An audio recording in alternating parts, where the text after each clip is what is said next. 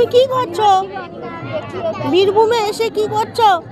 হ্যাঁ, মাটি তুলতেছো গাড়িতে? এগুলো নিয়ে যাবো, বাড়িতে নিয়ে যাবো বীরভূমের মাটি। দেখি দেখি, তুমি কি করছো বাবা?